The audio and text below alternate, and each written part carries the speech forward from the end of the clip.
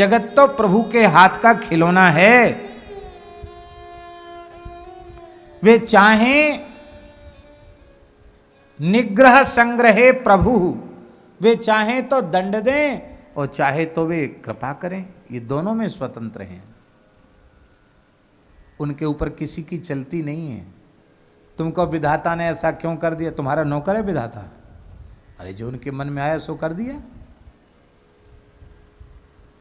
प्रभु सन कछु न बसाए। और देखो, पथेच्युतम तिष्ठति दिष्ट रक्षितम गृहे स्थितम तद्विहितम विनश्यति। बहुत प्यारा श्लोक है। जीवत्यनाथोपि तदीक्षितो बने गृहेपि गुप्तस्य हतो न जीवति। लिखने लिखाने योग्य श्लोक है महाराज। जब भाग्य अनुकूल होता है, बहुत ध्यान से सुनो, तो कीमती से कीमती चीज रास्ते में गिर गई, और भाग्य दैव अनुकूल है तो लंबे समय के बाद वो व्यक्ति चल करके अपना समय श्रम पैसा खर्च करके तुम्हारी गिरी हुई वस्तु पहुंचा देता है। अथवा महीना 2 महीने बाद वहां से निकले तो तुमको अपनी गिरी हुई वस्तु वहीं मिल जाती है। और जब दैव अनुकूल नहीं होता तो तिजोरी में ताले के भीतर बंद की हुई वस्तु वो मिट्टी हो जाती है। सोना भी मिट्टी हो जाता है, असली नकली हो जाता है। इसलिए घर में चाहे जितनी सुरक्षा हो, पर दैव अनुकूल न हो तो घर में भी व्यक्ति मर जाता है। और दैव अनुकूल हो तो घर के बाहर शेर व्याघ्र के बीच में रह करके वो जीवित रह जाता है, कुछ नहीं बिगड़ता उसका।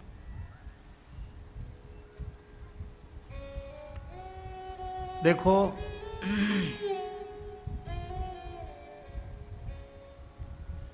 जन्म भी निश्चित है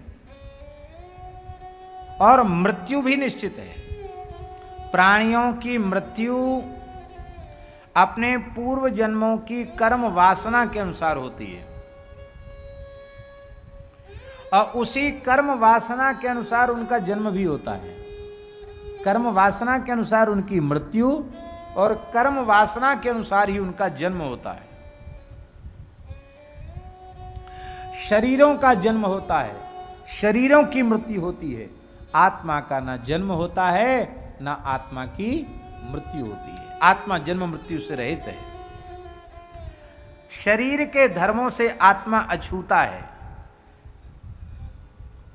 तस्या गुणैरन्यतमो निबध्यते। कैसे?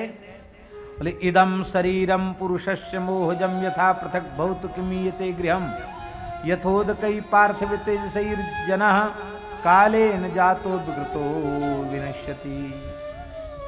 आप अपने घर में रहते हो, मकान में रहते हो। आप मकान में रहते हो ना? कहाँ रहते हैं आप? ब्रज वसुंधरा, वसुंधरा नाम है, क्या नाम? राधा गोल्फ, उसमें आपको एक जगह मिली हुई है, उसमें आप रहते हैं,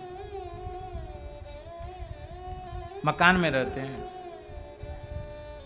रहते तो आप मकान में हैं, पर मकान में रहकर मकान से अपने को अलग समझते हैं कि नहीं? मकान में रहकर भी मकान से अलग अपने आप को समझते हो कि नहीं?